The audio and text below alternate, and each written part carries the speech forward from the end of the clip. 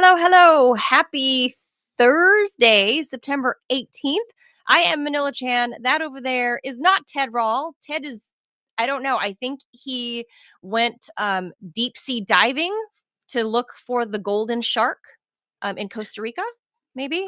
Uh, That's producer Robbie joining me, filling in.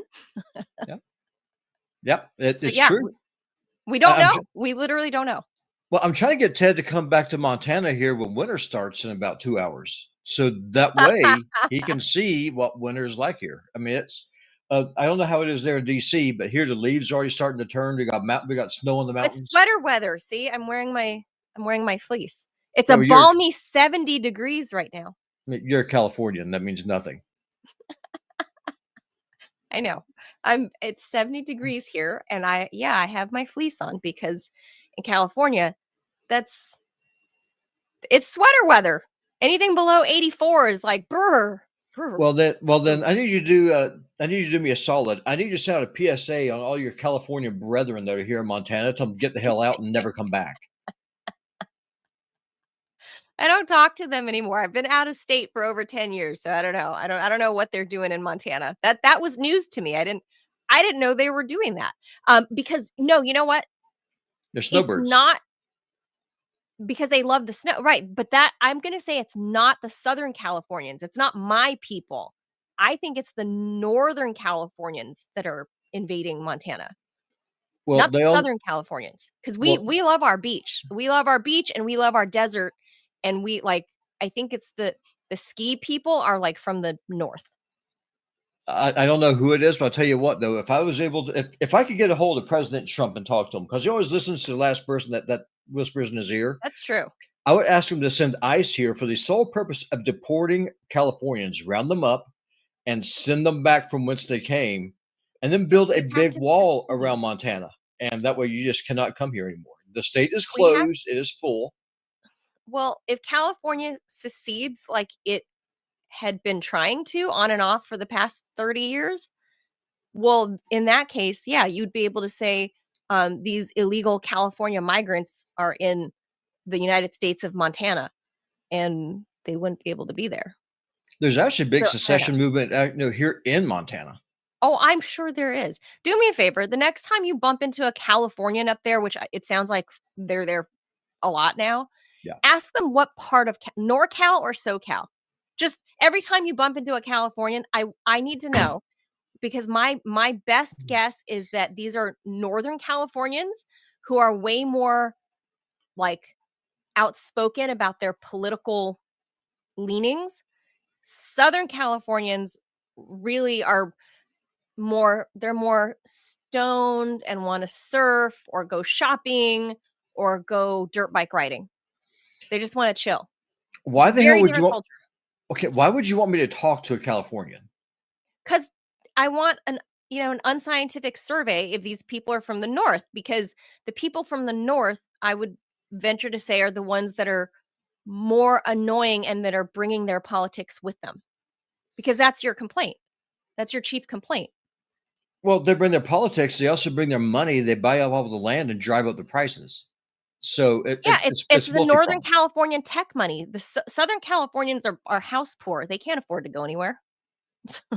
Unless it's the batch of ultra wealthy elites like the Hollywood types or whatever. But I'm saying regular Joe Schmo Californian, people in SoCal are house poor. Everybody I know is like barely scraping by because the cost of utilities, the cost of housing, taxes.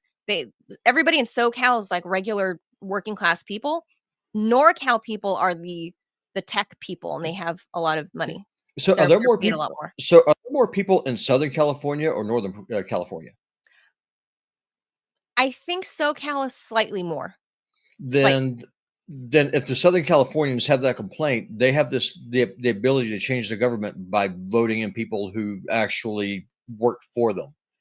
So Yeah, the that problem doesn't the happen problem I in have the with your state. the problem I have with Different your people. conversation. Well, it all kind of ties in because if you're going to continue voting in the same people who are continually screwing you, and then Mhm. you come and then you leave, and then you bring the same politics from which you are voting for someplace else, you It's are a not art. cancer and need to be cut out. You need to be killed. I agree it's not I don't know about the killed part, but I agree it's not smart, I mean, and the it ideology, yeah, I'm not talking about no genocide in Californians, though that could be fun. I'm talking about killing the ideology. it's not a smart way of thinking, I agree. But anyway, we're eating up too much time before our guest Aquiles Larrea Larrea joins us to talk about the main topic today, which is Yep. going to be these new unemployment numbers that came out of China. Um, and I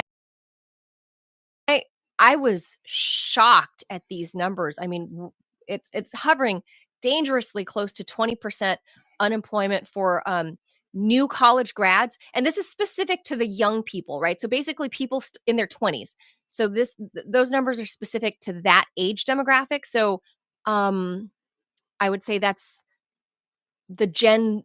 I guess they're Gen Zers. So all the Gen Zers in their 20s, just out of college, can't find jobs.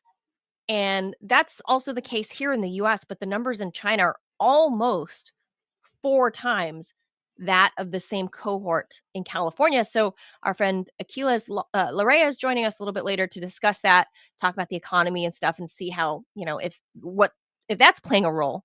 So we'll discuss that. But also, we're going to talk about um, a new terror organization, Antifa. What does that actually mean? We'll tell you. Um, I think that's a long time coming. Uh, Trump tried to do that in 2020, but I guess he's doing it now. Then Congress, not only are we having a budget battle coming up again, Robbie, because they keep kicking the can, and Speaker Johnson, like can't get anything passed, and he's not as good a whip as he thought he was. But now there's a new bill they're trying to add. I don't know if it's going to be a rider or whatever, but it's a proposal to bump up security. And guess who foots the bill? We're going to talk about that. Yeah, it's always fun though to say security because what does that mean? Well, we'll talk about it. Yeah. Not right now. And then, of course, Jimmy Kimmel, after roughly 20 years on air, they kind of canned him, but by not canning him, they're not technically he's not getting canned, but he is being canned. And I'll break down the language and why this actually matters. And if Ted were here, he and I had the same thought. There's more than meets the eye, other than being like, oh, cancel culture, blah. It's more than that. This has everything to do with late night shows suck. They're not making any money. Bottom line, Well, they're not if funny. Kimmel and they're not funny. So, you know, the the Gen Zers are out of work and they're not watching Kimmel. So there you go. So we'll get into all of that. Let's jaws it and get to the news. Yep.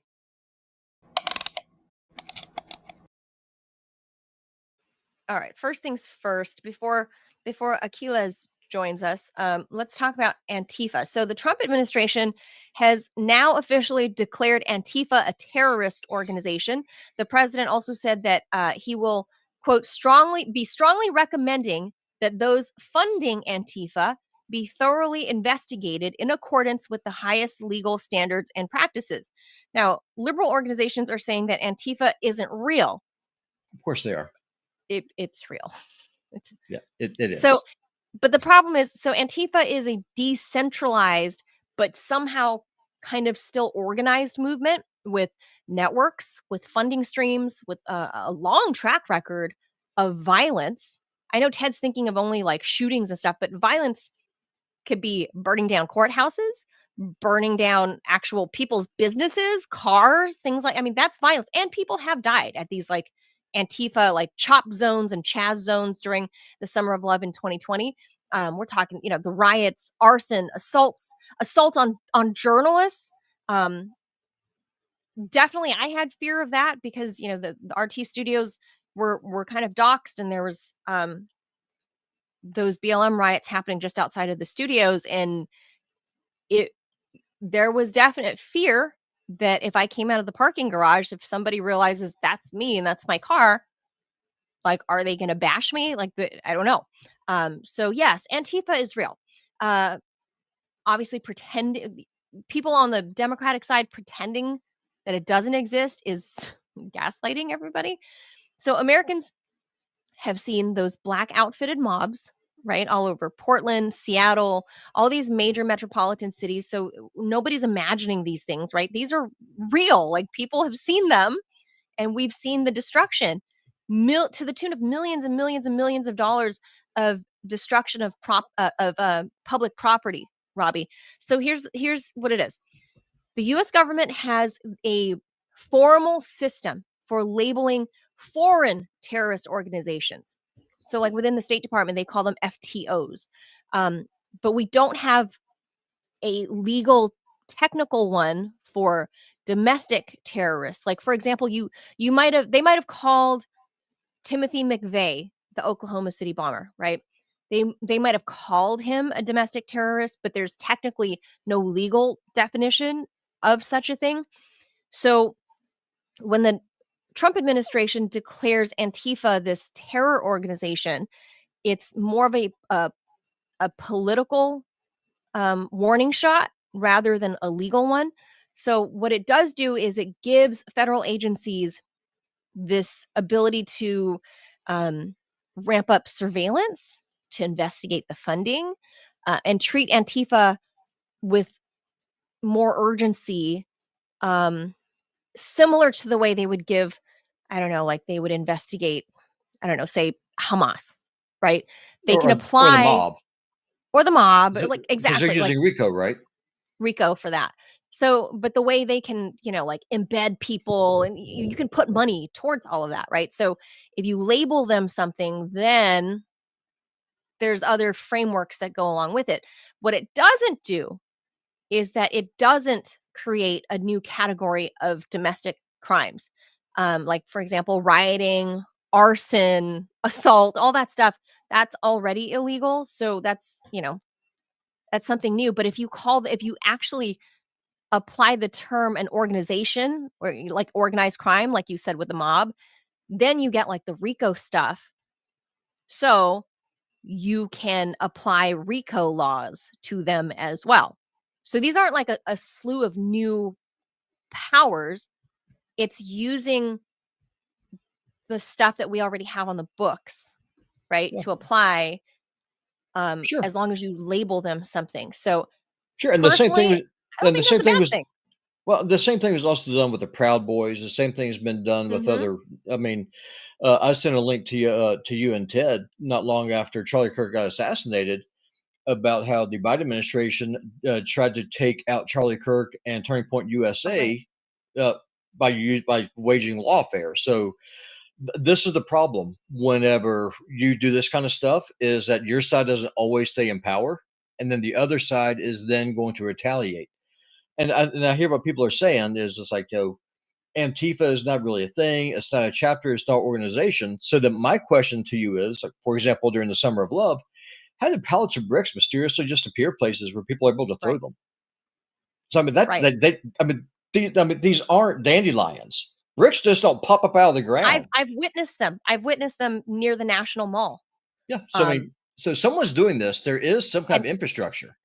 somebody is paying for the bricks, somebody is paying for the shipping of them, and putting them down. Like, if somebody's going to Home Depot and ordering a pallet of bricks, or a pallet of cinder block, and having them delivered.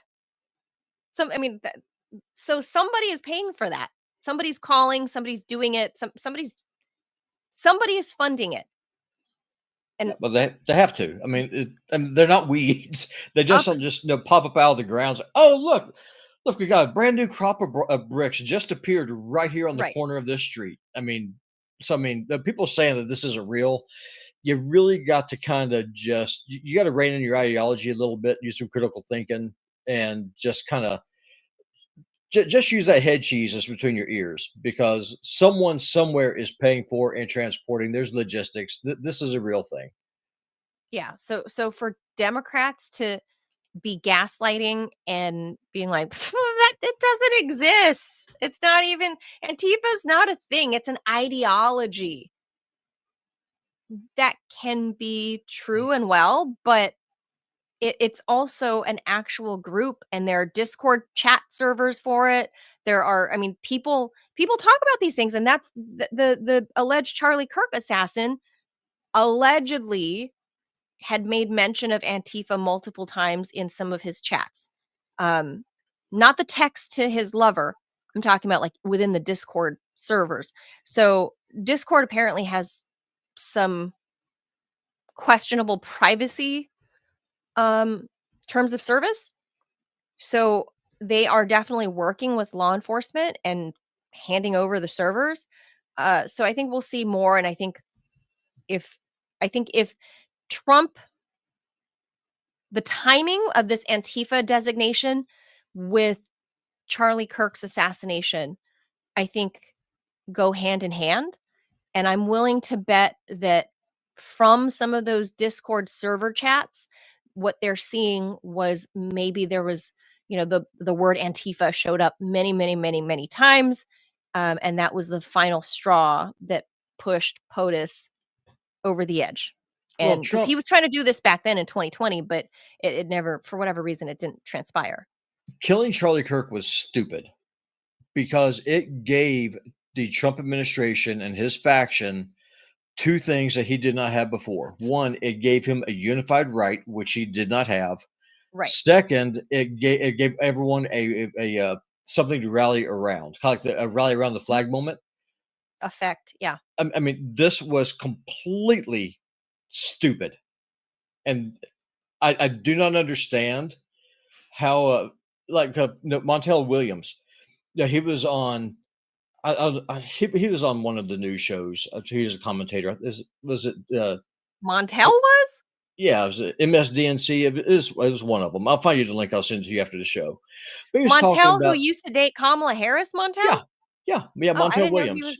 Oh, Yeah, okay. yeah. No, his little shiny-headed bald self. Yeah, he was on there, dispensing his wisdom, talking about how this happened because of Charlie Kirk's hatred. For one thing, I'm still waiting for someone to tell me what Charlie Kirk said that was hateful. If you want to hear hateful speech, listen to what our conversation yesterday. Charlie Kirk did not ever approach that line ever. No. And so I'm still waiting for someone to tell me what he said that was hateful. Second, if you think that political assassinations actually work, they don't. It's To stupid. slow a movement, you mean? Yeah, because all you do is creating a martyr. I mean, why do you You think? make it worse. You Yeah, make that movement louder, more amplified, actually. because then what you do is that you give people like me a louder voice. Once you start chiseling Yeah. away the moderates, then what you start doing is that people are going to start asking, okay, well, maybe these people over here on the fringe are right. Why do you think that Putin hasn't taken out Zelensky? He doesn't want to make him a martyr. It's the same thing. It's completely it is stupid to do this. And all you've done is given Trump the excuse to do what he wants to do, and now he has no opposition from the right because everyone is rallying around. Yeah, it's spot on. And last thing I'll say is I saw some numbers last night that said that Turning Point USA, Charlie Kirk's college campus group, had something like 15 or 1600 total chapters, like around the country, college and high school. So somewhere under 2,000. And that apparently in the wake of his death, there's been over 50,000 applications to start new chapters have poured in. Oh yeah, for sure. So Yeah, that's and yeah, crazy. and Ben Shapiro, that creepy ghoul, he's trying to become like the new titular head of Turning Point USA, which I hope does not happen because I don't think that'll happen. I don't think his wife, Charlie's wife, will allow that. it's gonna be up to her. It's gonna be up to the funders. It's gonna be up to the So board, sure, but I wonder if there's something written into Charlie's contract that if anything should anything happen to him, that his wife would inherit his place at the board, which but I don't know that I don't know. That would be wow. That would I be mean, a well, lot of fodder, Robbie, if Ben Shapiro somehow appeared as the main talking head for Turning Point. especially since it's supposed to be a Christian organization, and you have Ben Right. Shapiro, who's a Christ hating Jew. So I don't really know how you make that work, but it'll be interesting to see. Ray says it's not going to happen. I hope that you're right, because that would just be suicide for the That organization. It would break it. well, that part we'll have to wait and see, but I don't want to speculate. Like, let's see how the board fights it out after Charlie's apparently he's having a really they're having him a really big funeral at I forget what stadium in Arizona. But anyway, we'll see what happens after they lay him to rest. I think that's when we're going to see the big fight coming from there. Now, speaking of Charlie, the next story is that Congress is weighing new security funding amid rising threats. Now, I don't know exactly there no one has enumerated what exactly the rising threats are against Congress members. But remember, ever since J6, so all through the Biden era, Congress has been saying the sky is falling, everybody's trying to kill us. And well, Democrats specifically, right? Since J6, they were like, "Oh my god, Trump supporters are trying to kill us." They've been saying that for years. So now they're asking for more money in the wake of Charlie Kirk's assassination. So they say after a string of threats and the high profile killing of conservative activist Charlie Kirk, lawmakers on Capitol Hill are moving to fortify their own safety. House Republicans have unveiled a stopgap spending plan that would keep the government running into late November, kicking the can down the road again. Crucially, set aside $88 million to bolster protection for federal officials. About $30 million of that sum is earmarked specifically for members of Congress, another $30 million for executive branch officials, and roughly $28 million for SCOTUS justices.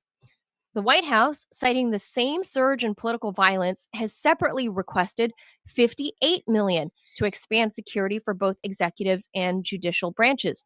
Right now, Congress members, I don't think people knew this. Right now, congressional members are afforded $5,000 a month each to put towards their own private security. The new proposal would bump that to $10,000 a month each. Now, remember, in the House alone, there's 435 people, then another 100 and change because of, like shadow members or whatever, 100 and change on Senate, and Congress. So total, we're looking at, let's call it roughly 600 people at 10 grand a month. The proposal reflects a mounting sense of vulnerability on both sides of the aisle.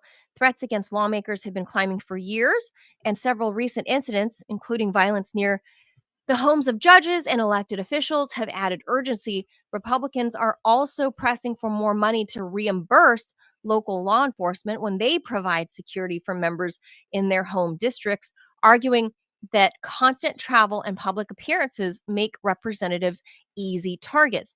But the security push is tangled up in Washington's perennial budget fights.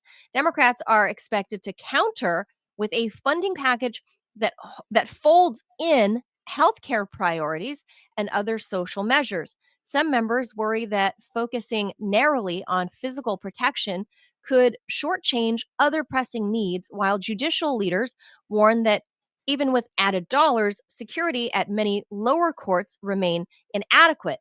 Still, the core of the plan, funding more guards, tighter home district protections, and improved screening at federal buildings, has broad conceptual support.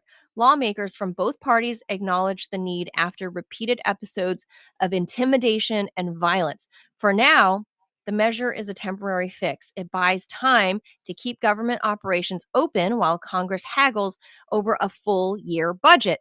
But its symbolism is unmistakable. In an era of heightened political tension, protecting those who write and enforce the nation's laws has become a matter of urgent national debate. So, Robbie, you are a fiscal hawk. This is going to expand the debt, I think. But is it needed? Do these members of Congress they need more security? Well, That's what they say. I'm sure that Achilles will be able to weigh in on this whenever he pops in here in just a minute. But the way that I see it, if there would not be so much anger towards Congress if they actually did their job. They are elected to do the will of the people. Right now, the people who are voting, they're underwater on their cost of living. Their wages are not keeping up with the cost of living. Things are falling apart here in the country. And Congress is only concerned about waging wars overseas, supporting a genocide, and then spending more money, and also patting Right. themselves because they got to have at least 4 houses. So the way that I see this, if Congress actually do this thing called their job and actually start doing what Americans sent them to Washington to do, people will probably be less likely to want to I don't know, hang them from a streetlight. Well, yeah, that's the Do funny your thing is job. they're not willing, as far as like budget demands go, they're not willing to cut the funding for other things that I deem unnecessary, like bribing Israel, bribing Egypt to not fight, right? In the tune of billions and billions, in the way of constantly funding R&D for places like Boston Dynamics, right? We're constantly footing the bill. Sure. If you guys want more security, I get it. I get it that you're in a high profile job, and yeah, whether no matter how great you are, even if you're Thomas Massey, there's always going to be threats against your life. However, rather than add more debt, more IOUs to the pile already, why don't you cut something like not funding war machines?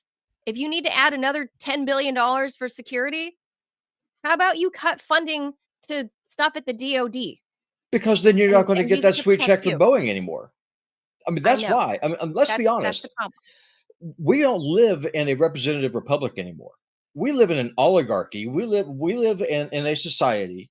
It's kind of like after the fall of the Roman Republic. This is how I see But it. Robbie, you're And not going to be allowed to have guns either. Remember, they'll get the security, but they don't want us to have our own security. well, they can come take my guns bullet first. So That's be my part of the deal. guest. So come on, come and take them. But I mean that's the point though, is that they are more than happy to privatize their profits, socialize their losses, and then whenever working class people stand up and say, "Hey, things here are falling apart, crime's out of control, uh, my neighborhood is disintegrating," they say, "Well, shut up, racist," and people are sick of it, and this cannot go on for much longer. And I for one am sick of it, and I don't understand why people in leadership are so tone deaf. People aren't asking for Thanksgiving dinner. All we're asking for is for a cheeseburger and maybe someone just to listen to us. That's all we're asking for. We can't even get that. And so, and I mean, this whole thing is going to explode. And I think that this story that we're going to cover with Achilles shows that, well, yeah, China is going through a correction right now. I think the real loser on this is going to be the United States, because we need China more than China needs us. Oh, I agree in the 21st century. So, all right, last story before we head over to Aquiles, because he is in the virtual green room. We see him. Thank you for joining, Aquiles. We'll be with you in just a moment. Last thing, but definitely not least, is we continually talk about like the death spiral of mainstream media, and this is one of them. So last night, um, Jimmy Kimmel's show, after being on air for roughly 20 years, in a way got canned. But let me read the article and I'll explain the technical, like the industry language. So on Monday, Jimmy Kimmel claimed that the alleged Kirk assassin was MAGA. So he either made that up or manipulated his own algorithms that told him that, had bad staffers who didn't check his monologue before he went on air, because the alleged shooter, we know, is not a MAGA supporter. According to his indictment, according to the alleged shooter's mother, that he was apparently, he'd come from a conservative family, but moved over to the left on his own. And there was never any proof that the alleged shooter was ever MAGA to begin with. So why did Jimmy Kimmel say that? So the Hollywood Reporter says that Jimmy Kimmel was planning to address that controversy on Wednesday, last night, But it never happened because all of the local affiliates, primarily Nexstar and Sinclair, who own, those are the syndication companies, and they own like the local stations that ABC, that, have deals with ABC, who owns Kimmel's show. They all kind of, Nexstar and Sinclair were like, yeah, we're not going to air your show tonight. So Kimmel didn't get up there and explain what he was trying to say. Now that came just hours after the FCC chairman, Brendan Carr, said that the agency would open an investigation into that incident from Kimmel, which personally I think is a bridge too far. I don't think it's a place for the FCC to weigh in. As long as you're not dropping F-bombs and there's certain rules that are outlined for the, for broadcasters. Kimmel didn't do any of those things. But the FCC is now saying, well, we're going to investigate. I don't know exactly what. But the First Amendment would guarantee freedom from government prosecution of his speech. So We both know that's not true, though, because you're out of a job because the First Amendment was violated. I agree. That happened under the Biden administration, but this coming from the FCC, I think, is pretty hilarious because Kimmel didn't drop the F-bomb, in which case he'd be fined, like $10,000 per F-bomb or something, whatever it is, whatever the fee is. So ABC and its affiliates, though, they are free to decide whatever they air on their time slots, right? The FCC doesn't really, it's not really their place to police people's words other than not saying the banned language. So some say Nexstar acted under government pressure. Don't know if that's true. It's certainly feasible. It's also possible the network genuinely found the remarks deplorable. Who knows? I personally don't think that's that. But for me, having worked in TV and radio and film media for 20 years, what I will say is, as we know with Colbert getting shit canned, right, 2 months ago, this goes right in line with that. These guys have had huge and lengthy, very expensive contracts in the tens of millions of dollars. Their ratings have been in the can for, quarter after quarter after quarter. Their advertisers have been bleeding quarter after quarter after quarter. They're not making any money. So I personally think this is a good excuse for ABC to can him by blaming Sinclair or blaming Nexstar for not wanting to air his show, suspending him. And this is their out for his contract, and they get to save millions of dollars in not only Jimmy Kimmel's contract, but all the people he employs. The expensive rent at the theater that I don't know if it's Pantages. I've been there one time in Hollywood. It's right smack center in downtown Hollywood on Hollywood Boulevard, where the Walk of Fame is. So they would save millions and millions and millions of dollars. I think this was a concerted effort to save everybody money and get themselves out of a bad contract. I think that's really what it is. I agree. I don't really have anything else to add. I mean, the guy celebrated whenever Tucker Carlson lost his job for opposing the war in Ukraine, and talking to Robert Kennedy, before the election, he danced on Tucker's grave. So, that old biblical principle: you reap what you sow. There you go. That's all I got to say about it. What goes around comes around. Yep. That's all I got to say. I would say that's the universe. Anyway, all right, let's hop to the main story and bring in our guest. Let me hit the jaws.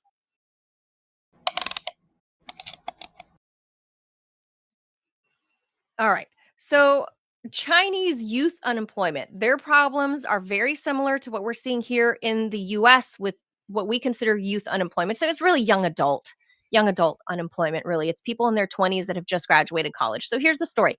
China's urban youth unemployment rate rose last month to the highest levels since the data set was adjusted in 2023, as career prospects for young people have weakened amid an economic slowdown. The jobless rate for those aged 16 to 24, excluding students, rose to 18.9% in August from 17.8% in July, according to data released by the National Bureau of Statistics on Wednesday. After the jobless rate for the demographic rose to an all time high of 21.3% in June of 2023, Beijing suspended the monthly data release for 5 months before introducing a revised method of calculating it for December of 2023. A record 12.2 million university students graduated this summer, with a majority of them joining a job market strained by deflationary pressures and external uncertainties. Many of them are struggling to find roles that match their education level and their skills. Maggie Lee, a fresh graduate from China's northern Hebei province, has been job searching since the beginning of August after an offer that she had previously accepted was suddenly rescinded without explanation. The hotel management graduate is looking for administration and human resource positions in Beijing and has had 7 interviews so far, but none of them have led to a suitable offer for her background. Quote, 2 of the interviews were for roles different from what was originally advertised, she said. One position was for a dormitory instead of a hotel-like office as advertised, while the other intended to place her in a role that would primarily involve providing on-the-ground support for meetings instead of front desk administration as promised in the job listing. While many young job seekers turn to pursuing further education in hopes of standing out in their applications for entry-level positions, Lee was less optimistic about the value of a postgraduate degree. She says, getting a master's degree in my field isn't very useful. It's difficult to switch majors for graduate school, and these days, finding a job is difficult for most majors anyway. Barclay Bram, that's a name, a fellow at the Asia Society Center for China Analysis, wrote in a report earlier this month that China's challenging macroeconomic conditions, including the trade war, property slump, and deflationary pressure, had forced a record number of graduates to take menial jobs like delivery work. Quote, while many generations have struggled and are overworked, what is unique about today's cohort is their education level and a sense that their hard work will not pay off as the economy sputters, he says. Beijing has rolled out a string of initiatives to help lower the youth unemployment rate in recent months, including a campaign by the Ministry of Human Resources and Social Security to support jobless youth with services such as referrals and training opportunities. Early results from the campaign are emerging, though progress remains measured. A report by state broadcaster CCTV on Monday found that the ministry's local bureau of Chongqing's Banan district had helped secure employment for 589 of roughly 1,300 graduates who were jobless at the end of July. Meanwhile, the unemployment rate for those aged 25 to 29, also excluding students, stood at 7.2% in August, up from 6.9% in July. China's overall urban jobless rate edged up to 5.3% in August. That's up from July's 5.2%. So their jobless numbers are overall are not far off from where we are at. So joining us to discuss is a friend of the show, Aquiles Larrea is here. I'm going to put up. Hi, Aquiles. Thanks for joining us. I'm going to add your website up there. If you guys don't know, Aquiles Larrea is the CEO and founder of Larrea Wealth Management. He's the author of the book right here, Wise Up with Your Money, and other books as well. You can check out his YouTube channel at Aquiles Larrea Aquiles Larrea 1061 over on YouTube. So Yeah. he knows a thing or two And about he's here how. on Rumble under Larrea Oh, on Wealth Rumble. Management. Yep. Yeah, he is. He has made the plunge. He is here on Rumble, building up his site Good. on the free speech alternative to YouTube, and he'll start. Uh, and I'm working with him. We're going to start growing this thing, and it's going to be fun. Excellent. So, Aquiles, you heard that article I was shocked at the number. I mean, obviously, young people's unemployment here in the US is really bad too. I mean, you have like PhD, master's degree holders making my coffee at Starbucks, like more and more. It's nuts. But apparently the Chinese are experiencing the same thing. I don't know if this is like a new phenomenon for Gen Z, but what do you think is going on here? How, I mean, China was it is the emerging economy. Everyone says they're, the future economy, the 21st century, it's all China. What is that? How do you how do you view this if the people that are like just newly out of college, their unemployment is almost at 20%? Yeah, the funny thing is that we're seeing the same thing here in the United States, although I think China has a lot more problems than we do here. China has, for lack of a better word, they are already in stagflation. They have real estate issues going on. They have an economy, yes, it's not really growing that much, compared, but they have an untamed unemployment that is creating another problem, we should say. Because if there aren't enough people employed, how are you going to pay the pensioners? So that creates another problem there. So, what, and there's no easy solution, unless you're bringing in, companies left and right, or they're creating their own industries and the like. But we're also seeing currency fluctuations right now that can be a challenge as well. So, is there a solution? Not an easy one, but the fact that the unemployment is 20% and over creates that stagflation scenario. And unless they address it quickly, now quickly meaning in a couple of years or so, stagflation is one of those things. Unlike a recession, recessions last maybe 6 to 8 months tops. All right, but stagflation is one of those, where wages are stagnant, unemployment is high. These are the things that can ruin an economy, for lack of a better word. So I don't see any particular way out for them at this particular time. So there are some challenges there, but that doesn't mean there's not opportunities. There are always opportunities to invest in these particular, in technology, in cloud computing. Uh, there's plenty of areas to go into.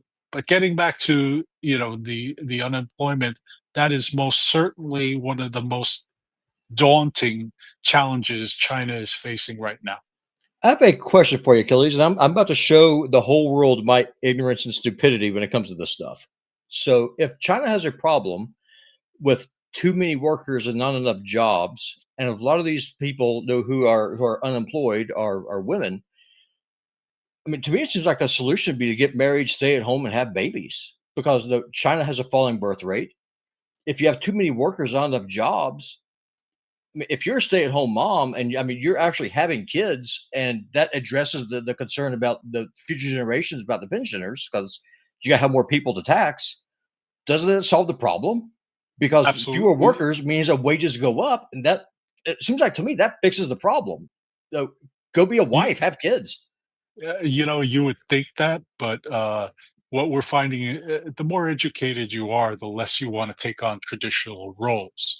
A lot of women Yeah. in China, if you, this goes back to the one child policy, there were a lot of girls born out of that policy, and the money and the resources went to them.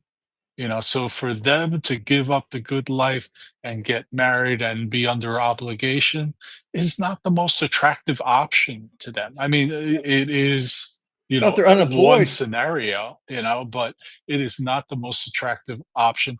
That's funny. This scenario to me, Robbie, reminds me of Europe about 20 to 30 years ago. All right. I remember when I was coming out of school, and there were people in Portugal, just as an example. There were people in Portugal who were sweeping the streets with master's degrees. So it Wow. reminds me, and it took over a decade for that to start rectifying itself. You know, uh, it takes innovation, but a lot of people, you know what the innovation is? They leave. They leave. They go somewhere else. You know, but I'm not saying that. But that look at Ireland. Look at how many people are leaving Ireland who came to the United States, during the potato famine. But Right. then later on, because there just simply was no uh, there was no opportunity there, to have a family and grow, unless you had connections and the like. But there wasn't enough of that there. So, China, I see at some point, are they going to be going to Australia? Are they going to New Zealand? Are they going to go to the United States at some point? Because we are talking about a very educated workforce. So, Right. that to me is really the next But steps. And we'll see what happens at but this Akila's particular point. But then wouldn't is that cause a isn't problem in isn't those part of the countries? problem.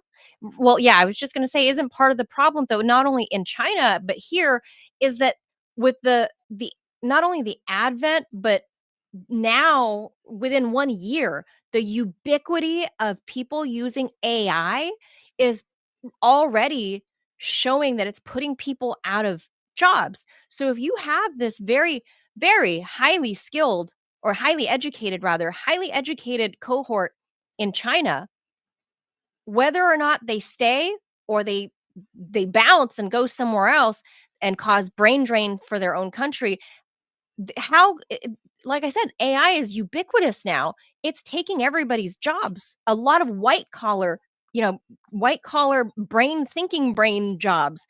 The only jobs that are left anywhere else require menial labor. And I found that kind of interesting in that article that I read from the South China Morning Post, was that it's specific to people complaining, the young people there and here, complaining that they have to do like labor, that they actually have to get out and work with their hands and use their backs and not their brains. That's what they're complaining about. And the job predictions for the youngest of the Gen Zs right now that are still in college, that are or about to get into college soon, um, the job market is not looking good for them either here in the US.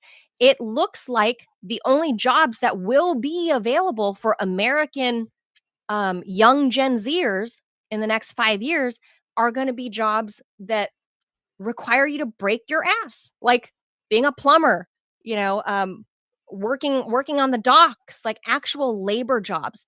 But it doesn't seem like Gen Z in China or Gen Z in the US have accepted that. And so they're still going to school and getting their PhDs in philosophy or whatever they're doing, right? And they can't get jobs, and they're like, "Oh, I can't get a job in my field." Well, your field has been taken over by AI. So how do they escape that on any shore, whether it's the US or in China? Adapt or die. That's the way it works. One of the strengths here in the United States is that, I mean, let's take a look at the Industrial Revolution, which is basically over now. But one of the strengths was that the American worker adapted to the new reality of mechanization. The similar has to occur here. There are jobs in the AI sector. Computers can't do everything. They are getting more sophisticated. They are able to take on more tasks, but you still need a human, coordinating a lot of things. And the intellectual capital that graduates bring to the table Mm, cannot be understated as well.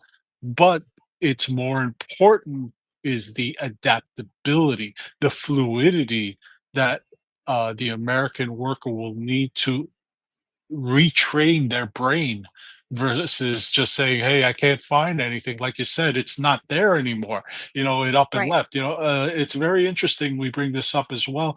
My son, who is out of college, he just graduated, and he is looking for a job right now. And the job market is, anemic at best here Mhm. in the country. I mean, we're starting to see an uptick in unemployment, and this is what brings stagflation to the United States. Also, another thing that's occurring is that the company's current employees are not being paid enough money. Back in the 50s, you used to be able to have a living wage, and that's no longer possible. One income earner, it's no longer possible, unless you're really lucky or you know someone. And that was never the case here in the United States. So, this is a different animal that's occurring, where you're dealing with an environment that is evolving as we speak, and you must evolve. Like I said before, adapt or die, or remain That's right. stagnant. And the next thing you know, 10 years goes by and you're still working in Starbucks. And that's not a bad thing, Right. I mean, and, it's funny. Part of the problem also is that we did not funnel anybody to the trade schools, That's right. electricians, carpenters, steam fitters, these are Car all mechanic, trades. all of Yeah. that. And I say the same thing about our industry, whether it be financial advisors, CPAs, attorneys, at all the law firms, accountant firms, and the big brokerage houses. There is, they're looking for someone who is not there. Mm, Because what's happening is that the old guard is retiring, or they're yeah, selling the that's right. business and the like, That's right. and there's no one there willing, to take that mantle on. I mean, I'll give you, for instance, I had a business owner sold his business, right? The reason he sold his business was because he saw that nobody was interested in working. uh, he works about 60, 70 hours a week. He doesn't still do that. He's down to the point where it's like 30 hours a week, but to take on someone new and to train them with Mm, that type of mentality is difficult at best. This generation is different. They like instant gratitude. They don't want to work yes. the 40-hour work week. They're looking for quality of life. Now, they saw that their parents and or relatives or mentors were killing themselves, working those type of hours. And what was it, the average back in the 50s? Someone who retired was usually would be deceased 5 or 6 years after they retired. Yes. Knowing that Yes. statistic, that isn't too far flung now. I mean, people are living longer, yes, and there's better medicine, but we are still dealing with a population that is not going to easily adapt to the new reality of AI and Yeah. make that change, but I it mean, will happen. back in our day, Aquiles, remember, we used to have such a thing as a travel agent. Well, she's gone. She's put out of work because Travelocity automated all of that. I can do that all myself now. All these travel um, websites that can search millions of flights and vacation packages for me all at once. I don't need her anymore. I don't need her like I did in the 90s. That's like you said, it's an adapt or die mentality. And I just wonder if, you know, I used to think this was a Western phenomenon for I don't care what ethnicity or what race the kids are in the US because we're obviously a multicultural country. Kids of every color here. I used to think it was just our kids in the US that weren't willing to adapt or die. But seeing these numbers and these reports coming out of China now show me that it's not just an American bratty kid problem. It's in China too, that these kids out of college are going, "Well, I can't find a job in, whatever brainy thing I I majored in." Maybe it's like the girl that they interviewed, hotel management. or whatever because people aren't leaving those jobs. Jobs are few and far, and she's unwilling to do another kind of job. Like she had 7 interviews, the girl that they interviewed for this article. She had 7 job interviews and she said, "Well, but it's not exactly what I wanted in hotel administration. That's what I majored in. That's what I want to do." Isn't Here's that what. just like beggars can't be choosers at some point? Well, Here's the part. Oh, go ahead, Achilles. yeah, what I would say to that is, there is, it's not a beggars can't be choosers only. You have to really ask yourself. There's a little soul searching involved as well.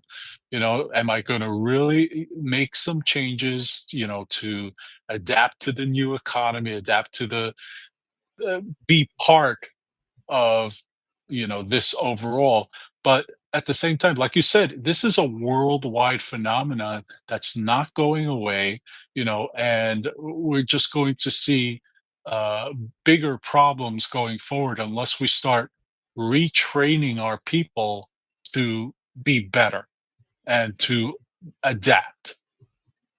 Robbie. Yeah, I mean, it just kind of goes on with with what you're just saying. I mean, the world is fundamentally different now. 10 years ago, you needed more workers, especially China. It was a growing economy. Right. Just the way I look at things, nothing ever grows forever. And once you get to a point where you have a glut, where you have more workers than work, so work loses its value, then doesn't it at that point behoove the society and the leadership of that society to say, maybe you don't need to be a doctor. It's okay to be a mom. It's okay to be married. It's okay to actually have kids and raise your children. And what that would do, if there's fewer workers, that means the value of work then goes up.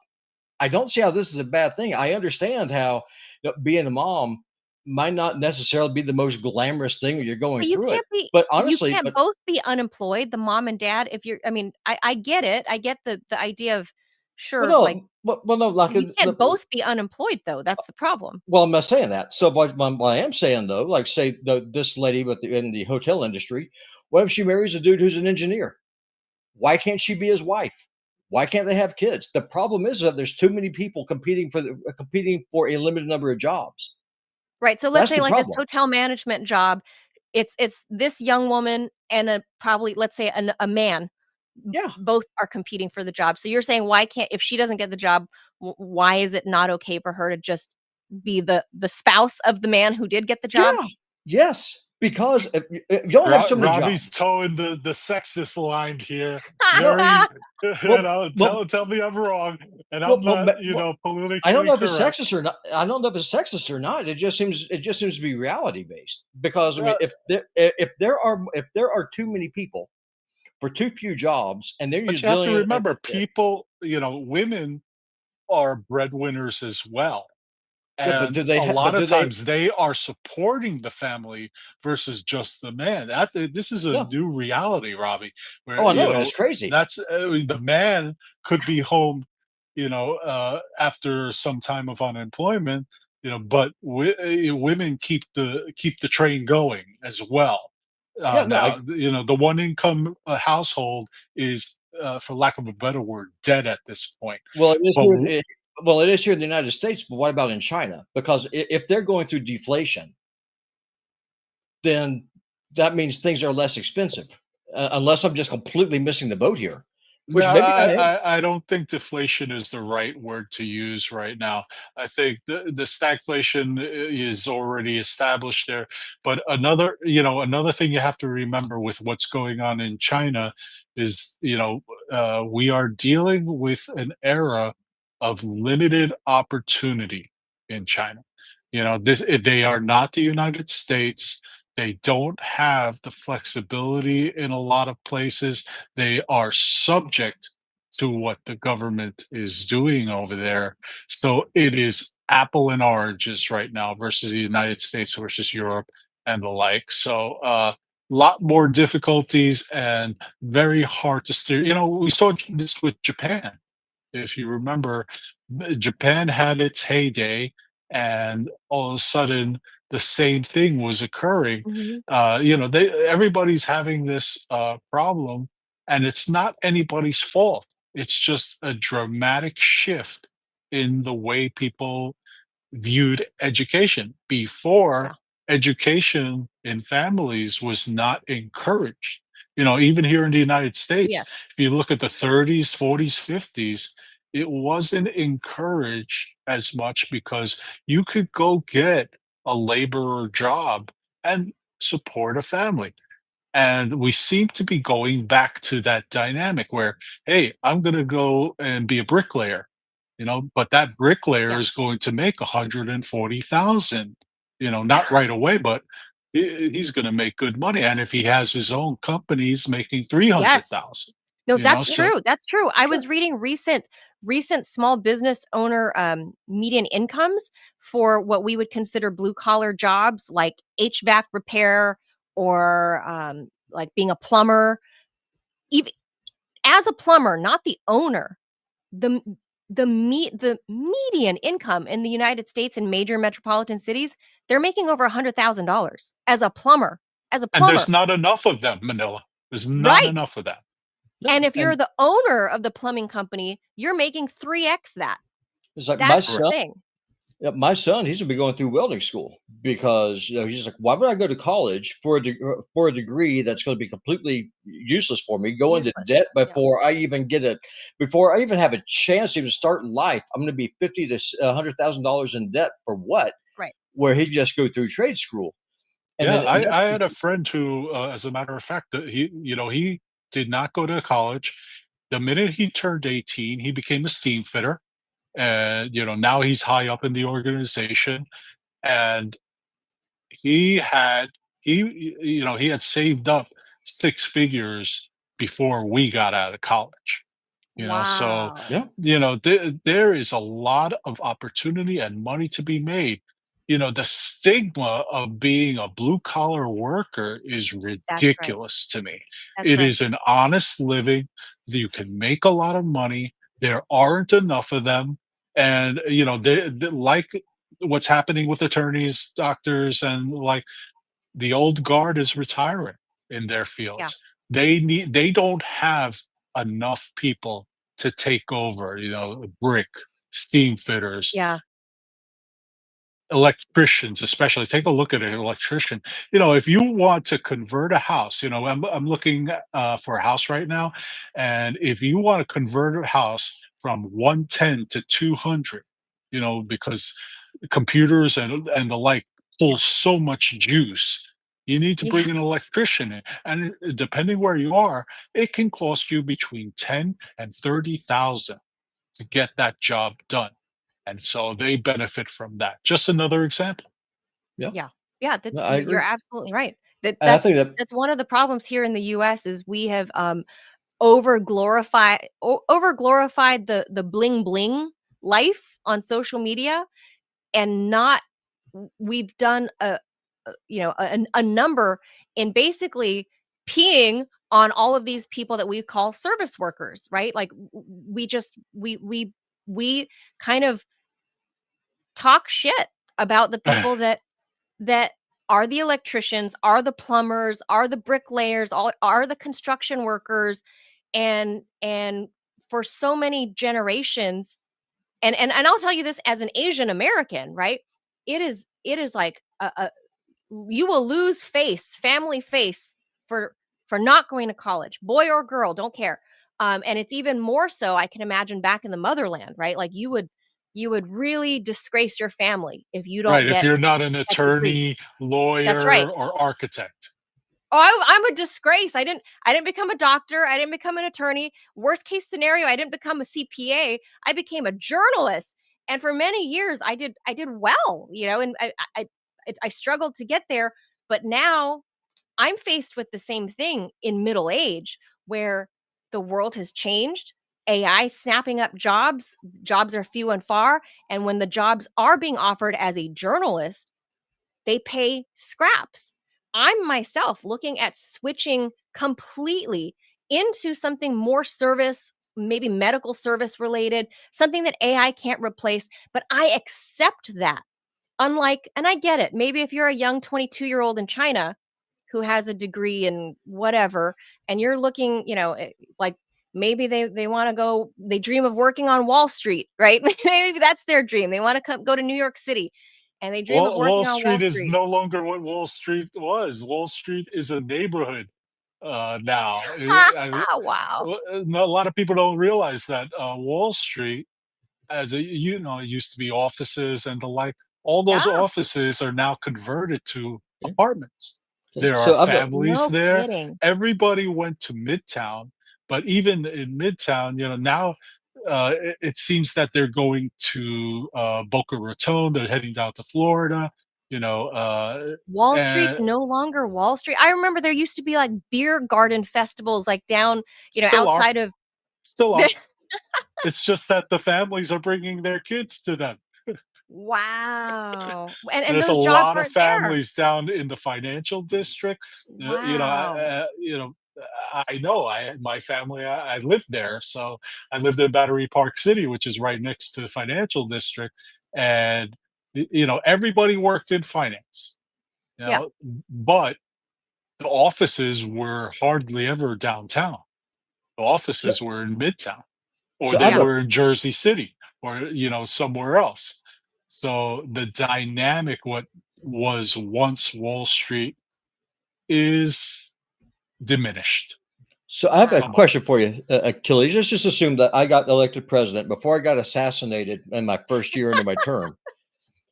That I appoint you to be my chief of staff or chairman of the Fed, whatever you pick your job, and I'm gonna have a one-on-one meeting with you and say, Achilles, how do I fix this problem? Because we have a plunging birth rate, the middle class is being hollowed out, the country is a financial basket case. How do I fix this before the middle class either dies or revolts? How do I Well, we fix the just problem? talked about it. The trades are a good solution. And they evolve. It's not the same thing as it was 20 years ago if we're talking about the trades. So that's one big way of doing that. The second way of creating, a, maybe we should create a new deal. FDR created a new deal, got people working on the roads and things like that. Maybe we should do the same with cloud computing, AI, and the like, because there are needs there. You know, Technology is evolving, and there is a tremendous amount of energy that is needed to power this. Someone's got to maintain that. Would Someone's got to really be a part of that. So maybe we should retrain workers on our dime. You then know, how would that work with immigration then? So if you're retraining your population, then wouldn't that mean that you wouldn't need as many immigrants to come in and do those jobs? well, that's an interesting question, and I believe that a part of it could be correct, but I think there's plenty of intellectual capital here Sure, versed. I mean, but I look mean, at first, Silicon Valley. sure, but Look I'm at the talking about people like there. no, I completely agree. But I'm talking about no electricians, plumbers, mechanics. If we need those kind of jobs, then you don't need to import 600,000 college students from China like Trump's talking about doing. We don't need that because we already have people here who are underemployed. We're still going to need it. There's not enough as far as the people to, keep us ahead in the technology field. I'll just point to my industry, case in point. Okay. I was told 30 years ago, when I first started out, that we would be replaced at some point. And you got places like Robinhood, you got places like, Schwab, TD at the time. They were saying you don't need an advisor. And most people do not know how to invest. Most people are too emotional.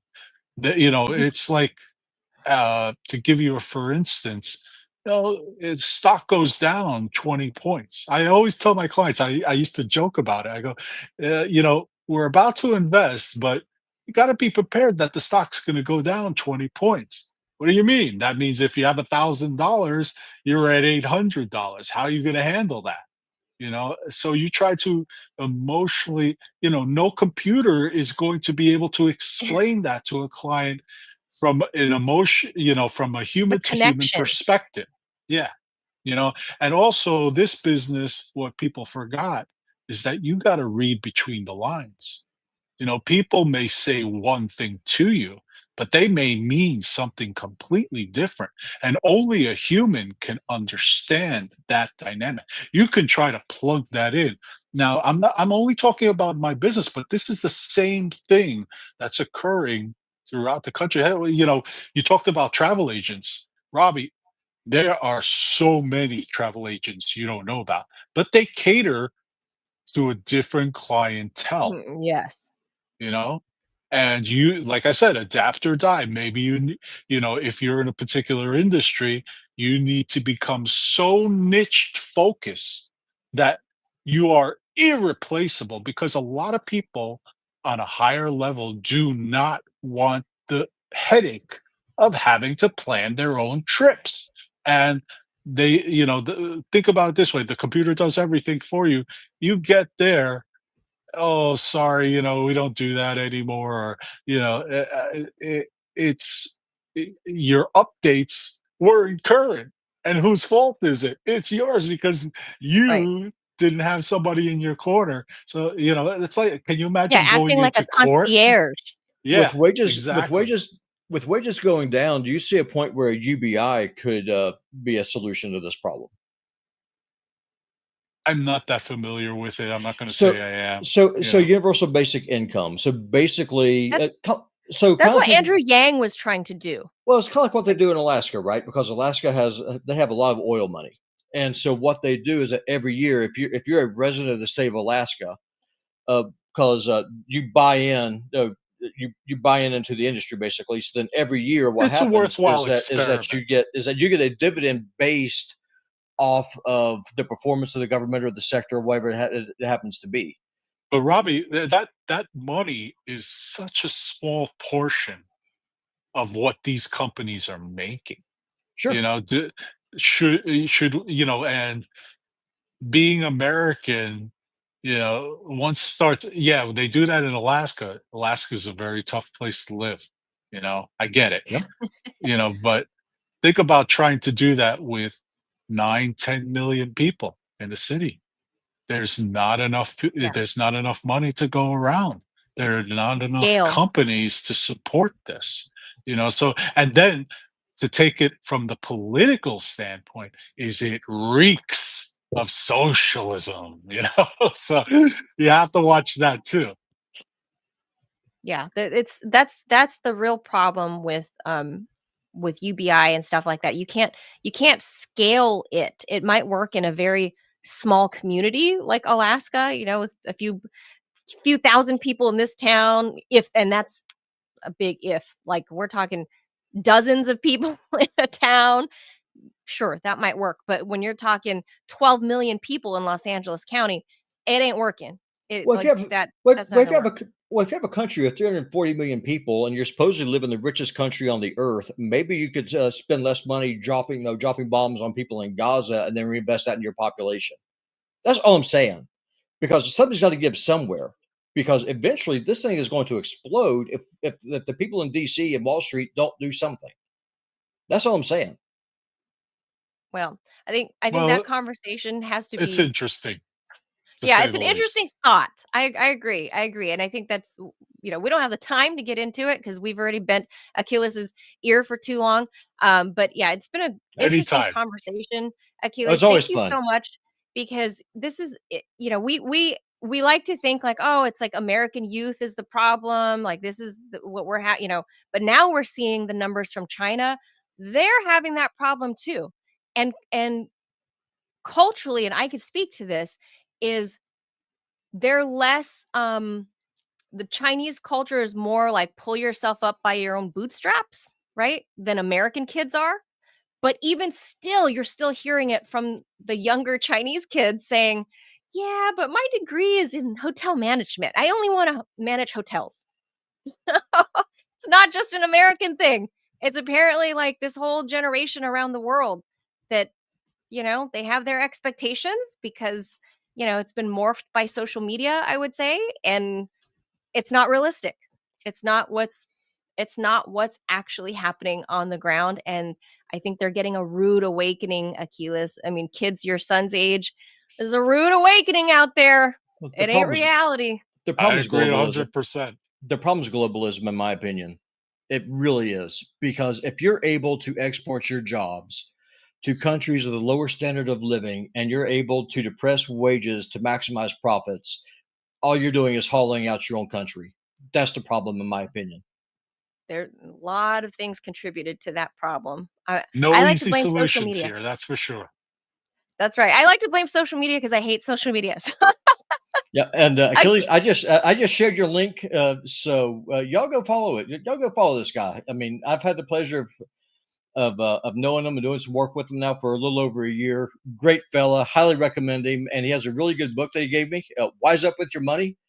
He's not paying me to promote this. It's an awesome book. Go read it, because The check's in the mail. yeah, make sure send Confederate money though. Don't send Bitcoin. Aquiles Larrea, thank you so much. He's the CEO and founder of Larrea Wealth Management, author. The newest book is Wise Up with Your Money. It's out on Amazon. You can go find out more at larreawealth.com.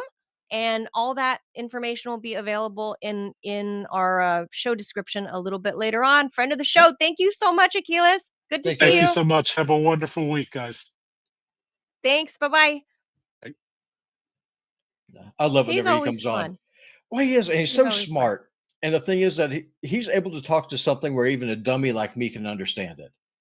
And yes, I think that's part of what makes people a good wealth advisor, is because, like he was saying, most people don't understand because they're emotional, right? So their brain is turned off, and because it's their money, and their emotions are turned on. But he's able to talk to people in a way that, like, a layperson can understand. So if you are that bricklayer, if you are the construction guy, and you saved up money that you need to make your money work for you, you don't want to go to one of these stuffy suits that are on Wall Street, the guys that would talk over your head and are like slick and slimy. Or just lie That's to what you. I liked about him.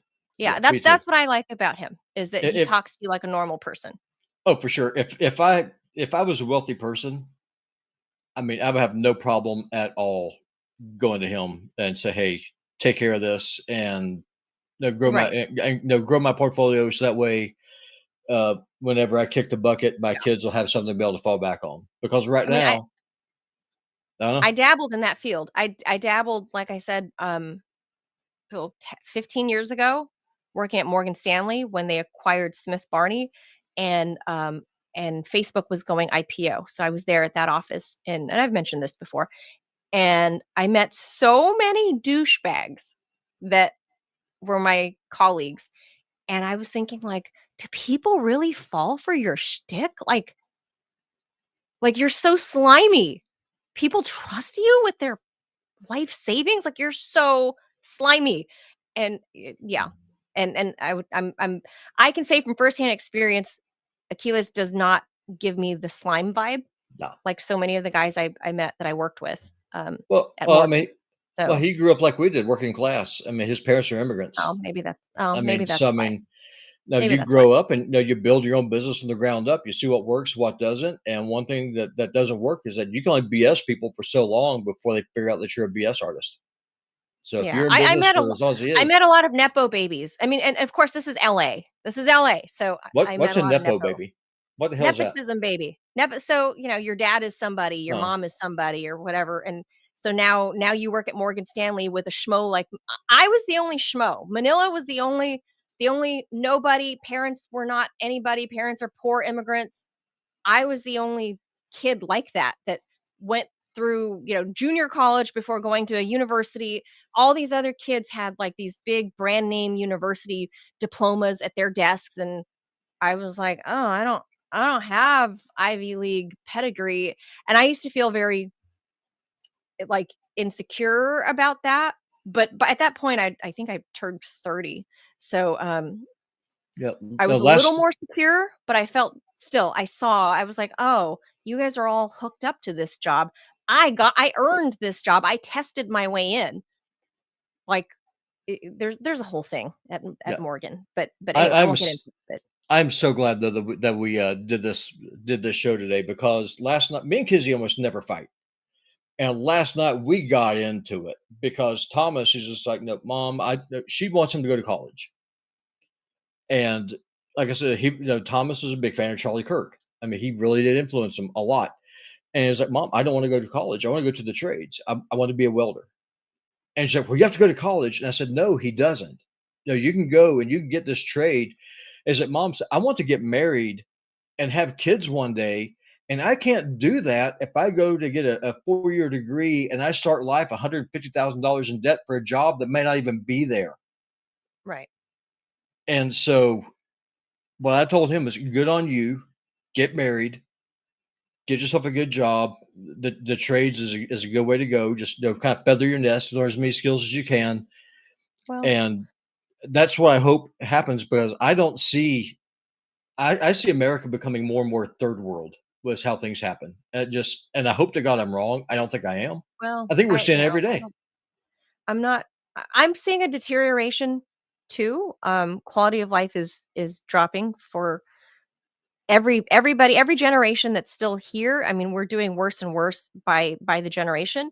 So I'm a little scared about what that looks like for my son, who's smack center Gen Alpha. Um, I don't know what that's going to look like. And I told you, I mean, I of course I champion the idea of college to my son. Um, but I'm also realistic, and that I don't know what that's going to look like. You know, 12 years from now, when he's old enough to go to college, what's the labor market? And I have no idea what the labor market's going to look like 5 years from now. So I don't know. I'm And I'm preparing myself mentally that, if he wants to become an electrician, then become the best damn electrician you can and open your own electrician business.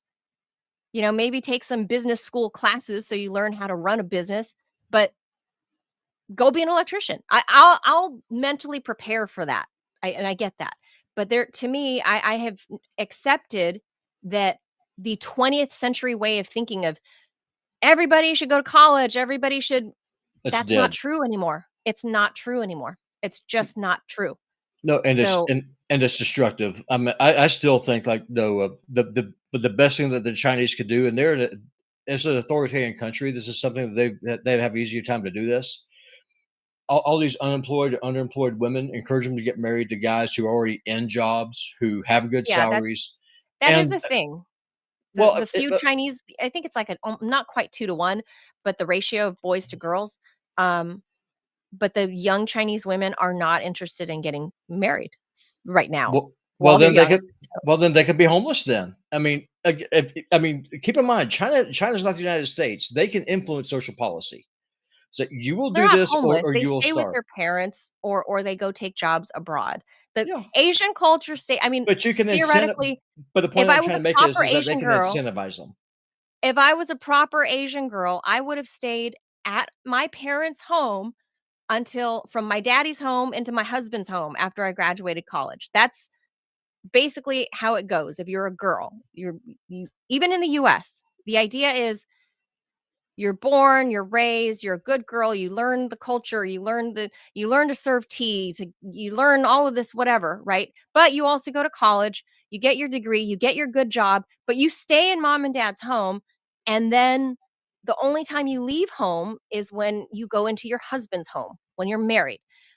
That Well, what's the obviously point of is getting? not the way I did that. What's the point of getting the degree then? I mean, Because there then is well, then you're dual income, because that's here in the US. I'm talking about here in the US. I don't know if it's like that in the motherland, but God, here in the US, feminism is such a fucking cancer. no, God, I don't it want to say it's is. a cancer, but it's a fucking difficult path for a female to juggle, because not only are we expected, at least in the Asian culture, to be a wife and a mother, but also an educated professional. So at least I There's can no speak to point in that. that. That's the point I'm making. That's What do you mean stupid. there's no point to that? There is There's no no point in higher. me having my own job or my career and pursuing my goals? it makes no point. It makes zero sense at all to try and push to for society to push for women, for example, go off, get to college, marry a job, get in bed with this corporation, live your best life now, get your just take as much birth control as you want, spread your legs, screw whatever whoever it is that you want, and then whenever you're 40, maybe you can have a kid whenever your value in the sexual marketplace is near zero. The better way to do this, honestly, I mean, the whole reason why this even got pushed in the first place was because the government wanted more people to tax. No, That is a fact.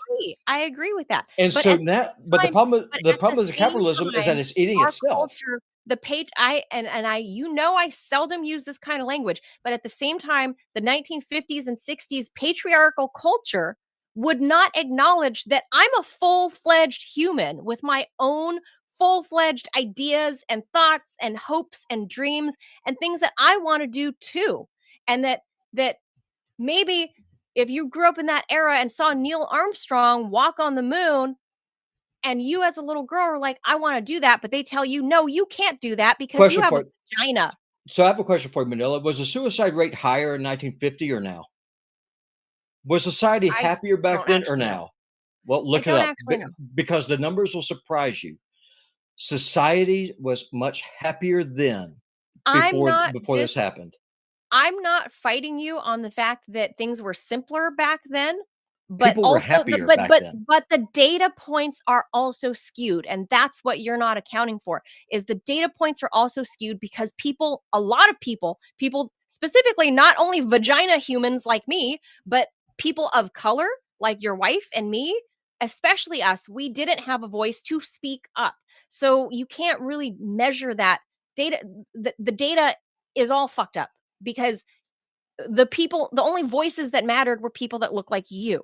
So it's not exactly factually correct No, well, I because hear what you like we know with the biostitutes, at all of these biopharma companies, what's a biostitute? a biologist prostitute. What the hell is that? They're selling their, doctor, their MD title to work for a pharma company to manipulate data to say this vaccine is safe and effective. That's a biostitute. So That's a new term. that's I've never heard of that one. you've never heard of that when Mike No. Papantonio coined that term like Uh, 15 years ago. that is Pap, Pap that's a used new to one for say me. that every day. Every time I talked to Mike Papantonio, he would say biostitute. And I thought, well, that makes a lot of sense. But anyway, the whole data points, whether we're talking about cultural phenomenons or medical phenomenons or whatever, the data points were all fucked up from the 1950s and before there was this social revolution. So yeah, while I agree that times were simpler and on the surface everything looks like fucking Pleasantville, it really wasn't. But I Then, also agree. why would Hold on. I also agree that women today are fucked up and on antidepressants. I also agree with that. But you're the, ignoring the point that girls have hopes and dreams too, and that they should be afforded the opportunity if they should want to. If they want to stay at home and be a mom. The point is, if they want that, if they want to get married, if they want to have children and start off right away, they shouldn't be denigrated for wanting those things. There's a fine line. There's a fine line, Robbie, between saying, shut up, vagina human, go to the kitchen. Because I would say, fuck you to anybody that says that to me. But number two, I also think it should be encouraged and say, you're lauded, like in the Asian American community. It's expected of me to be a wife and a mother in the Asian American community. It's expected of me not only to get a degree and to land a good job, but it's expected of me to land a husband and to have a family. And I'm glad that that expectation was there because I have those things now. And my life is more fulfilled because I have those things. But my life is also fulfilled because I chased my dream of being a journalist and not being some doctor or some CPA or some lawyer. I've traveled around the world. I've covered stories. I've had adrenaline rushes. I lived my dream. And that's a wonderful thing. And I think that makes me all the more better of a wife, a better mother, a better sister, a better daughter, a better friend, because I'm a full and complete human being. Forget that I'm a vaginaed human that you call female or woman. I'm a full and complete human being because I got to live and do all of those things because my Asian American cultural heritage expects both things out of me, to be both an accomplished businesswoman or whatever, and to be a wife and a mother. It's Western white society that pushes that liberal, like, you don't need no man, you don't need, that's a white American thing.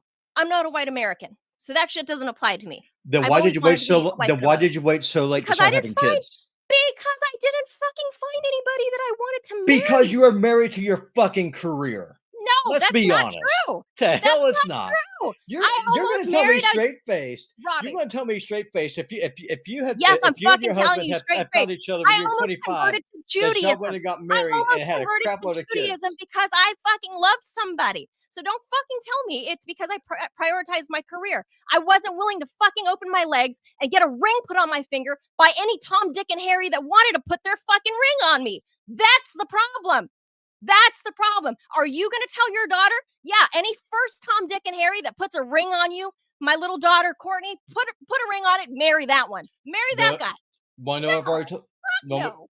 Well, okay, so I you don't need have to a daughter, but fuck no. so you need to check your California liberal bullshit that you're spewing right now, and let me answer your question. So what I told my daughter, was that you find yourself a man. I don't care what his job is, who loves you and will provide for you.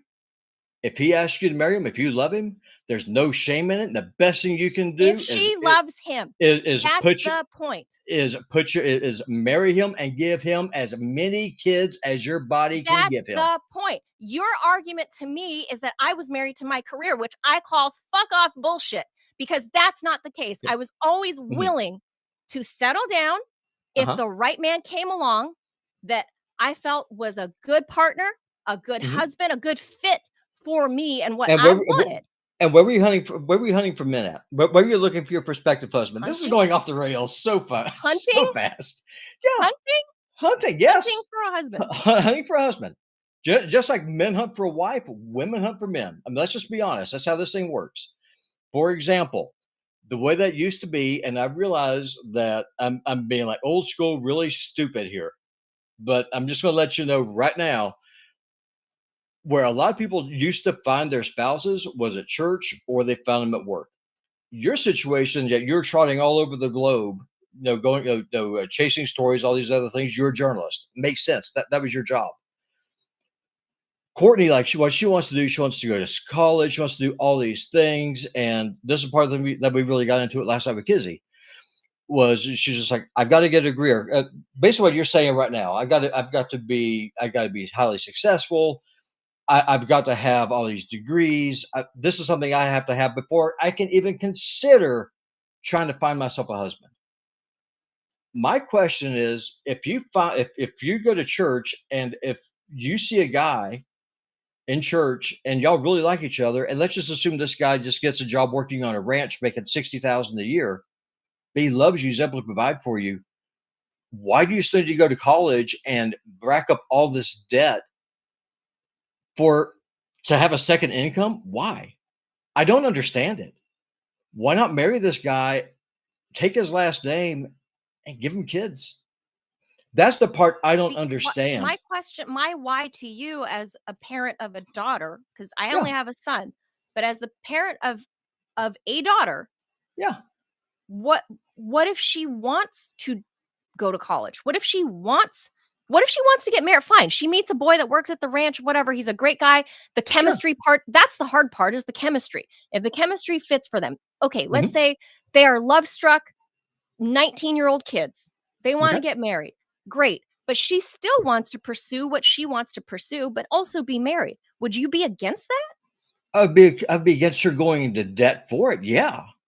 Because all that does is saddle your future, because then all you're having to do is that both of you are working two jobs to pay off this debt. And while you're paying off that debt, that puts social pressures that causes people to put off having kids.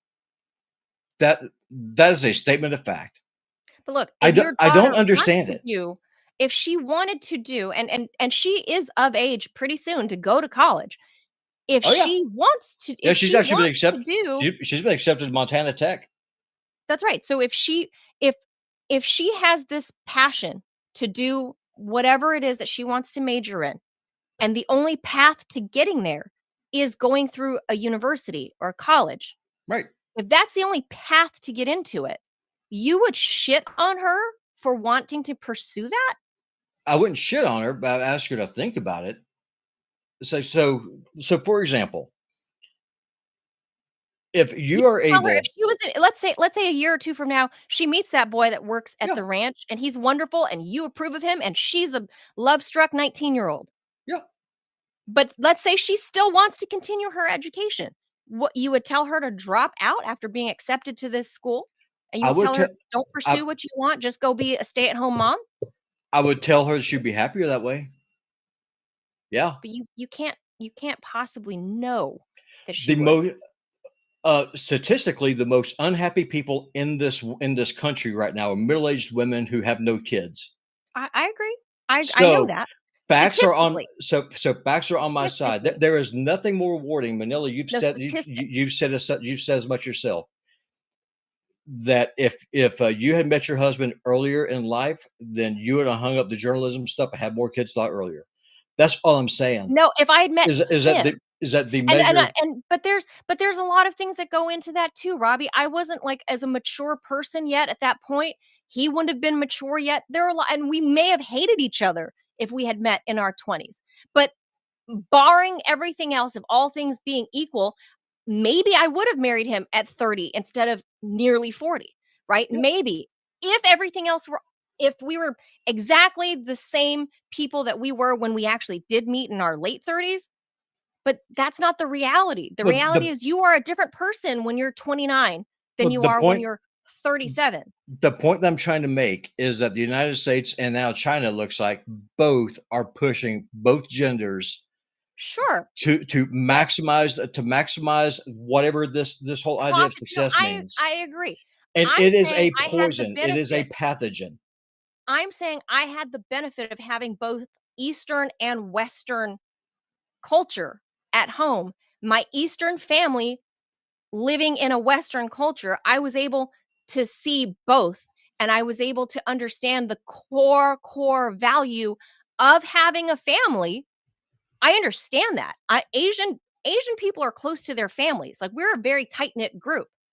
Like, we suck it up, and sometimes we want to kill each other, but it is always family first. That is an Asian thing through and through. You suck it up for your family. That is an Asian family cultural value. They come first. And that's been true for like millennia, multiple millennia, right? Like, we come from an old civilization, and that's how we've managed to survive the multiple millennia. But then you plop us in a Western culture in the United States, and you go, okay, in order to survive, you need two incomes in this household. So whether or not you're a girl, you need to find a way to make some money too, but also prioritize your family. And that's where I get to live in that intersection. So there's more on my plate because of that, because I'm a girl born to an Asian family in the United States. So for me, like I said, had I, you know, it didn't dawn on me until I was slightly maturing at like 25 that, yeah, I do want to do that. And I would have been open after I felt like I did all the things I wanted to do as a human. Forget that I'm a girl, just as a Okay. human. I wanted to travel, I wanted to do all of those things. That was never going to deter, like, nothing was going to deter that, because that's who God made me a stubborn ass, opinionated, loudmouth person that I am, boy or girl. That's who God made. I didn't reach any real maturity until my late 20s. Had I been the person I was gonna be in my late 30s when I actually did get married, had that occurred sooner, then sure, I would have been open to getting married to the right person. But what you're implying is that women should just go flit off and say fuck all to our own dreams, our own hopes, because we need to populate the earth. So whoever wants to put a ring on it, say yes. I say no. Okay. No. So, Put a ring on okay. it only if they meet some of these bare minimum standards. Like you said, are they a good person? Are they this? Are they that? Or whatever your personal values are that you define a good spouse, that's what you tell a girl to look for. Yeah. Not telling her never get married. Fuck that. You don't need a man. I don't agree with that statement. I've never agreed with that statement ever. I've never been against marriage. I've never been against family. Quite the contrary. Asian families are the families that stick together. Asian American couples, Asian families in the US are the ones with the lowest divorce rates. Okay, so hold on. So just a question. Take a breath. If what you're saying is true, then why is the birth rate like below the death rate in South Korea and China, or not I South, don't know not about China? Asia. I'm not there. I'm talking about But here in the United States. you're talking about Asian I'm culture. So I mean that No, means I'm saying that means Asian this culture culture is and Asian American culture. I'm okay. saying our divorce rate, Mhm. you can look at Asian cultures in any Western country. So you can look at Chinese people in London. I can guarantee you their familial divorce rates are going to mirror that of Asian American families here because we don't tend to get divorced. The numbers are shifting higher now over the decades, the longer people are here in the US, and you can break it down more generationally with how long a family, a lineage has been in that said Western culture. But overall, generally speaking, the divorce rate for Asian families is much lower than the overall divorce rate in the US. But what is the birth rate? I mean that's what I'm asking, because the sign of a happy culture is that they tend to have more children. That's a historical fact. That is a historical and scientific fact. You can check the census data anywhere that you want. The baby boom in the United States ended, for example, after John F. Kennedy was killed. So about 1964 is really when that baby boom kind of went away. And right now, what we see, for example, in Japan, and what we're seeing in South Korea, what we're seeing in China, China's kind of an anomaly because they have the one child policy. You never had forced abortions, all this other stuff. So they're an outlier. Who can really say what's going on with them? The point that I'm trying to make is that happier cultures have more children, which is a net benefit for those cultures because that means the culture continues. I'm not Second, fighting on that. and second, one of the things that people are saying on the chat is that Robbie doesn't want his daughter to live or have a future. You're dead wrong. I want my daughter to live life to its fullest and not be a slave to some bank or be chained to a cubicle. I'd like to have a society where you have one income, where you're able to go and have a 3-week vacation and be able to have kids if that's what you want to do. I want her to be able to actually live her life for something besides paying a freaking bill to a tax collector. Okay, so That's what I want. AI says in 2024, the birth rate among Asian women in the United States increased, contributing to a total of over 3.6 million births, although the overall fertility rate remained below replacement level. The rise in births was part of a broader trend driven by Hispanic and Asian communities, while birth rates among Black and white women declined. So, and I remember covering this on my old show, was that surprisingly, people always make fun of Latina women for populating America, but that's in the past decade, that's actually not true. The Latina birth rate had actually dropped down and Asian women's birth rate had gone up, although across the board, we are not at replacement for Right, everybody. and one So of the things that's I want everybody. and one of the things I was trying to kind of point out that, it says Asian women, Asian birth rates is really kind of broad because no one denies that South and West Asian, i.e., Islamic culture women, pop out more kids because they don't use birth control. So I'm talking about specifically East Asian, so so Asian Americans of Korean and Japanese, Vietnamese descent, that type of thing. So I think that's what we need to kind of qualify. But we are going way long. We should probably go ahead and pull the plug on this thing before I end up Yes. starting a race Now, war here. yes. Well, so okay, they're counting everybody. They're counting Chinese, and they're counting East and South Asian, Philippine Islanders. They're counting everybody. Yeah, That's total because they're total saying Asian, like, for example, the Middle East, that's part of Asia, and Islamic cultures, they always have more kids. That's No, no, part I'm of the problem. we're talking about no, what I'm reading is Asian American. Yeah, but what does that Asian mean? American. Because, like, say, if you're a immigrant from Jordan, you're an Asian American. No, they don't count. No, that's So it's not that's counting not. West Asians. No, because they're counted as Middle Easterners by the census. So according the Gotcha, census are, like I said, East Asians, South Asians, and Pacific Islanders, AAPI. That is how America qualifies Asian American. gotcha. I So wasn't sure, that, but the AI searches you're doing, how it's qualifying that. no, it's That's all I was qualifying saying. based on the way America accounts for Asians. So Gotcha. AAPI or Asian Pacific.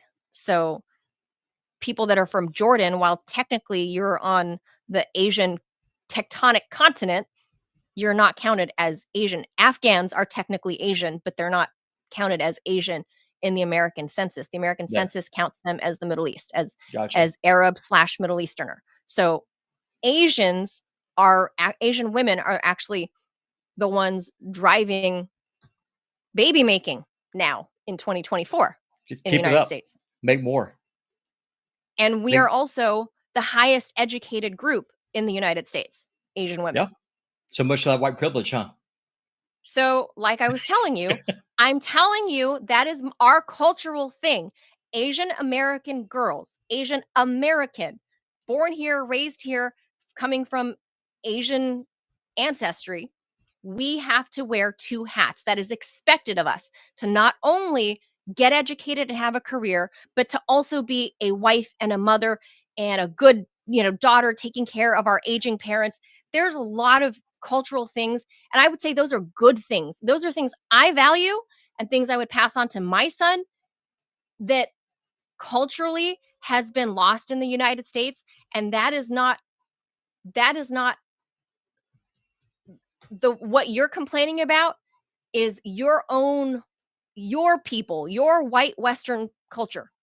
That is Oh your yeah. own culture's problem, not Oh, mine. very much so. Listen, I agree with you. There's no more miserable group of people on this planet than a middle-aged white Karen who sacrificed her ovaries and her That's womb right. for the sake of a corporate board. So then, because you're a miserable sack of crap, you want to make everyone else miserable by pushing trans crap and abortion. That's right. So right there with you, full agreement. If I had it my way, if I was a dictator, I would outlaw birth control today. I would end it today. I would end abortion. We would have a baby boom overnight. Our population problem would cease to exist. It's And you can liberal call it white misogynist if culture. you want, but that's exactly what I would do. It's liberal white culture. It ain't my Asian American culture because we're still clinging on to centuries, millennia old But cultural values. what's going to be stronger And as I'm proud the of that. but the point I'm trying to make is that they'll have a we kind of touched on this yesterday in the premium episode. You're going to have a multiracial society, no problem. Multicultural is never works because one culture always dominates another one. As your generations continue, you're become more and more westernized, and then you have these That's right. white women. They're going to start trying to sterilize you or get Johnny to cuff his Johnson because he thinks he's a girl when he's 5. So that's the problem. No, Have more have that's more a different babies. conversation. Have That's a more different babies. conversation for another day. But yes, because I have other statistical things I can talk about within my own culture, within Asian American culture, to say that for example, if you are the progeny of Chinese railroad workers here in the US, from the 1800s, right? The late Yeah, 1800s. The longer you've been here, the more white culturalized you've gotten, the more you've been removed from East Asian culture, the more likely you are to be that Karen yeah, of course, because culture matters. because you've been here for 200 years. So your family's been here 200 years, so many of them can't speak the language, many of them can't. So and they're Yeah, removed from the Eastern value yeah, and the Eastern culture. and So that's why that's And that's why racism is so stupid. Race has nothing to do with this. It's a cultural problem, and the I'm cultural not. My problem family has is a to bunch of end. fobs. So Well, the I've, problem is, well, white I'm people need to look happy. in the mirror and stop self-hating yourself and start having kids, start having babies, and actually fix your own house. Yeah, I'm happy to. In fact, I'm gonna try to force my kid into Chinese language school Why would, because Tony said, why would you make more babies to deport them? I wouldn't deport babies that are born here. I have no problem with babies. I want more babies born here. That's a good thing. That's a good problem to have. but you don't want the babies born here to the illegals. Well, I don't want the illegals here anyway. I want them to go away. They have babies where they came from. But you're okay with legal If you're here legal, non-white if you're here legally, that have please. babies. Listen, I'm gonna make this as clear as I possibly can. I am not a racist. If you're here legally, I don't care if you're white, black, pink, purple. I do not care. Spread your legs, fire out as many kids as you can. It is a good thing. Babies are a net positive to society. I don't care what your race is. You just don't get to come here illegally and then loot the country. That's all I'm saying. He just wants the vagina the baby falls out of to be Legal. documented. Yes. Be a documented vagina. That's this fucking weird ass show today. It was way long and just fucked up and weird in all kinds of ways. But hey, Thank it was God fun. Aquiles wasn't here for it. All right. Thanks for filling in, Robbie. We've been going way too long because look, Robbie and I are actual real life friends, and real life Yeah. friends fight. And I mean, you just saw us fight.